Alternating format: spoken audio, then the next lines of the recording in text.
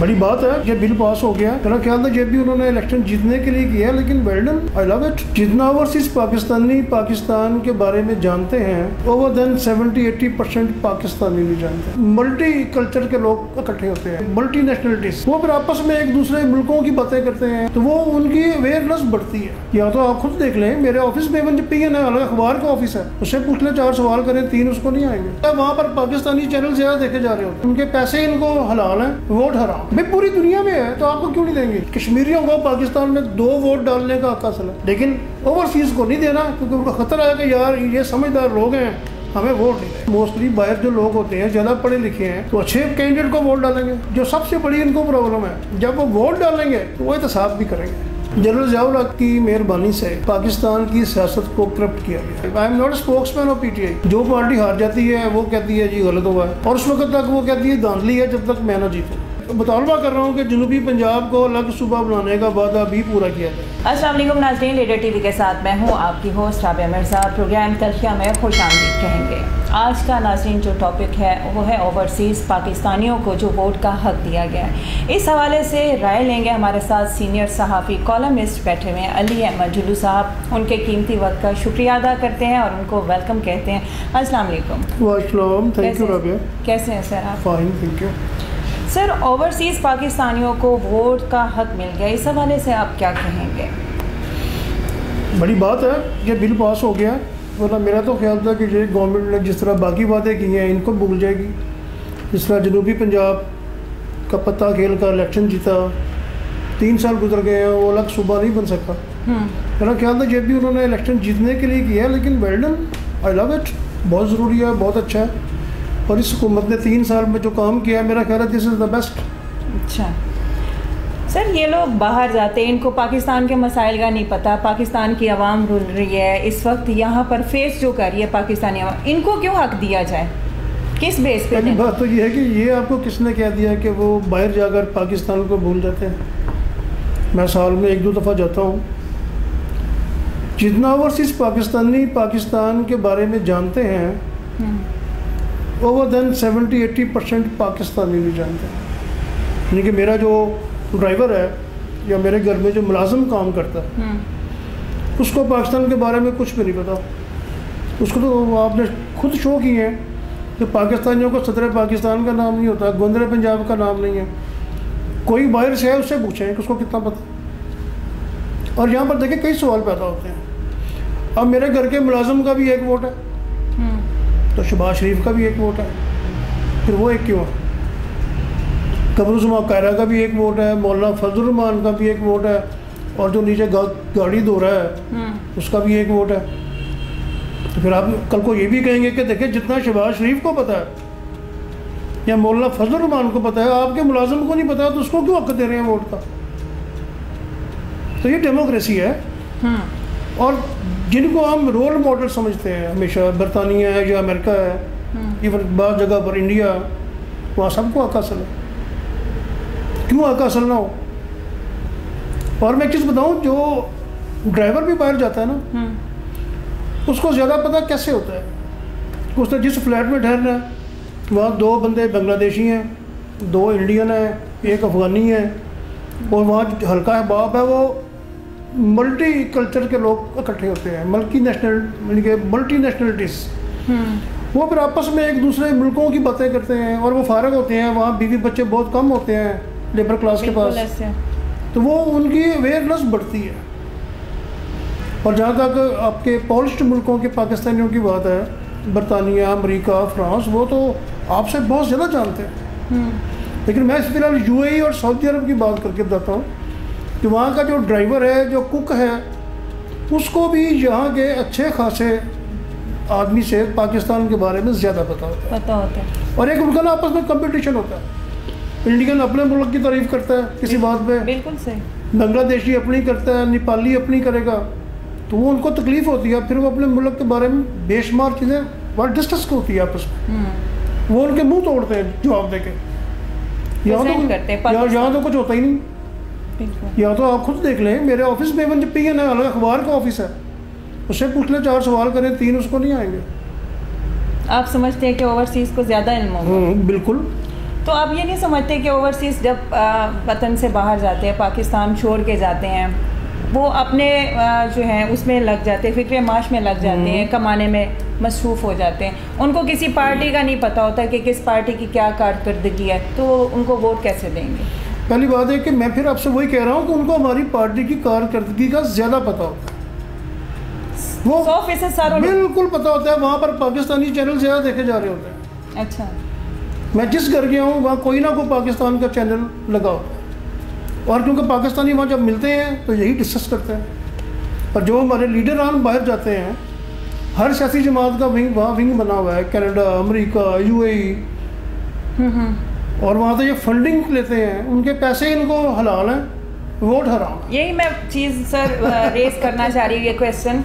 Funding की हद तक तो ठीक है, पैसा ले लें, ये सपोर्ट कर लें, ओवरसीज़ जो है हमारी सियासी पार्टीज़ को फंडिंग दें, बस यहाँ तक ठीक है, इनको क्यों वोट का हक दें? भाई पूरी दुनिया में है तो आपको क्यों नहीं देंगे? आप हर चीज़ बरतानिया को, इंग्लैंड को कॉपी करते हैं, अमेरिका को कॉपी करते हैं, इवन इंडिया में है, आप क्यों नहीं देंगे? लेकिन सर सियासी जमातें इनकी मुखालफत कर रही हैं। देखिए, पाकिस्तानी सियासी जमातें जो ये हैं ना, इन्होंने हर उस चीज़ की मुखालफत करनी है जिसमें उनको नुकसान हो। सबसे बड़ी बात नून लीग इस वक्त, मैं आपको बताता हूँ, बाहर रहने वाले लोगों को बड़ी अच्छी तरह पता है कि करप्शन क्या होती है, मनी लॉन्ड्रिंग क्या होती है। जो सिरे महल ख़रीदा गया है इंग्लैंड में, उसके बारे में उनको पाकिस्तान से ज़्यादा इन्फॉर्मेशन है। लंदन के महंगे तरीन मकाम में, अमेरिका के बेहतरीन महंगे हुए मकाम में, यूएई में जो बिल्डिंग्स होती हैं, उनको पता होता है ये इसहाक डार की है, ये जरदारी साहब की है, ये नवाज शरीफ के फ्लैट है। उनको यही पता होता है इसकी मालियत क्या है। उनको ये भी पता होता है कि ये राइट सोर्सेज से ये नहीं खरीद सकते। आप देख लें जितना मियाँ साहब को लंदन में फेस करना पड़ा है करप्शन के खिलाफ, लाहौर में जरूरत है किसी की उनको ये कह सके। ये और मैं इनकी मुनाफत बताऊँगा आपको। अच्छा, आपको पता कि कश्मीरियों को पाकिस्तान में 2 वोट डालने का हक हासिल है। अच्छा, आपको पता? आपको भी नहीं पता होगा? नहीं पता। यही तो पाकिस्तानियों के अवेयरनेस देख लें फिर आप, बाहर वालों को पता वोट का हक। कश्मीरी जब आज़ाद कश्मीर में इलेक्शन होता है, जो कश्मीरी वहाँ से माइग्रेट करके पाकिस्तान में है, वो उस इलेक्शन में वोट डालते हैं। अच्छा, नून लीग और पीपल्स पार्टी ने अपने कैंडिडेट खड़ा किए होते हैं। इनको पता है अब जो कराची में कश्मीरी है, या कोयटा में है, या इवन लाहौर में है, उसको बाग का, रावला कोट का, कोटली का क्या पता है? कुछ नहीं। इनकी वहाँ रिश्तेदारियाँ भी नहीं हैं, ये वहाँ जाते भी नहीं हैं। तो दोनों बड़ी सियासी जमातों ने अल्हम्दुलिल्लाह उनको वोट का हक दिया हुआ है। उनके वोटों पर आज़ाद कश्मीर में अपनी हुकूमत बनाते हैं, तो आप अजाशी करते हैं। लेकिन मुनाफिकत ये है, कश्मीरियों को वोट डालने का हक हासिल है, दे रहे हैं कि तुम 2 वोट डालो, एक भी नहीं 2 वोट डालो। सही। लेकिन ओवरसीज़ को नहीं देना, क्योंकि उनको खतरा है कि यार ये समझदार लोग हैं, हमें वोट नहीं देंगे, इसलिए मुखालफत है। तो इस बिल की मंजूरी पे पाकिस्तानियों को फ़ायदा होगा, पार्टीज़ को फ़ायदा होगा? डेफिनेटली होगा। मोस्टली बाहर जो लोग होते हैं, ज़्यादा पढ़े लिखे हैं, तो अच्छे कैंडिडेट को वोट डालेंगे। और जो सबसे बड़ी इनको प्रॉब्लम है, जब वो वोट डालेंगे तो वो एहतसाब भी करेंगे। लेकिन सर इलेक्शन यहाँ पर तो होता है ना कि वो सियासी जमात वाला प्रोटोकॉल में है। बिल्कुल। यहाँ का अपोजिशन लीडर भी आपका भी देख लें, अकेला नहीं फिर रहा होता, नहीं फिर उसके इर्द गिर्द 20-25 लोग होते हैं, उससे कोई कुछ नहीं कह सकता प्रोटोकॉल में। लेकिन यही जब यहाँ का इवन मिनिस्टर जब इंग्लैंड जाएगा, अमेरिका जाएगा, तो वो तो कहेंगे जनाब किधर फिर रहे हो, की कर रहे हो। ये इससे खौफजदा, चेक एंड बैलेंस से खौफ। सर इलेक्शन कमीशन इस पे जो इकदाम करना चाहिए वो नज़र नहीं आ रहा, आप क्या कहेंगे? अभी बिल पास हुआ है, मेरा ख्याल है होना चाहिए, अगले इलेक्शन तक कुछ ना कुछ होना चाहिए। यानी आप इसकी फेवर में है कि ओवरसीज़ पाकिस्तानियों को वोट का हक दिया है और बेहतर है, ये बेनिफिशियल बिल्कुल होना चाहिए। मुझे बताइए, शहबाज शरीफ ने 10 साल लाहौर में हुकूमत की, क्या लाहौर के मसाइल ख़त्म हो गए? ख़त्म हो गए लाहौर के मसाइल? नहीं। तो 10 साल काफ़ी टाइम था या थोड़ा टाइम था? काफ़ी टाइम है। फिर भी हर साल लक्ष्मी चौक में पानी वैसे खड़ा होता है ना। बहुत सारे मसाइल हैं जिनको हम 13 साल से लाड़काना पे पीपल्स पार्टी की हुकूमत है, क्या लाड़काना के मसाइल ख़त्म हो गए? नहीं, बिल्कुल नहीं। तो फिर जो लाड़काना में बंदा बाहर बैठा हुआ है ना, वो पूछेगा बिलावल से, यहाँ का नहीं पूछ सकता, हिम्मत नहीं है। लाहौर का बंदा शहबाज शरीफ से सवाल यहाँ पे नहीं कर सकता, वो लंदन में करेगा, न्यूयॉर्क में करेगा, दुबई में करेगा। तो जनाब आप तो इतनी दफ़ा जीते हैं, यहाँ पर तो सवाल भी प्लान होते हैं, सिर्फ उसी को सवाल का हक हासिल होता है जिसके बारे में पता होता है यार अपना बंदा। ऐसा ही है। और सर जिन्होंने मुखालफत की नून लीग, उनकी आधी फैमिली बाहर बैठी हुई है, और वोट वो डालने क्यों होते हैं? वही अगर हुसैन नवाज को बाहर बैठ के पाकिस्तान की हर चीज़ का पता है तो दूसरों को क्यों नहीं? पाकिस्तान में शफाफ इलेक्शन कैसे मुमकिन है, आप क्या समझते हैं? देखिए ये एक प्रोसेस है। जनरल ज़ियाउल हक की मेहरबानी से पाकिस्तान की सियासत को करप्ट किया गया।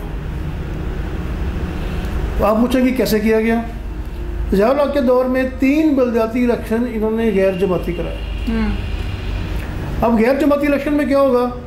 आप किसी पार्टी को रिप्रेजेंट नहीं कर रहे, आपका मंशूर तो कोई नहीं होगा।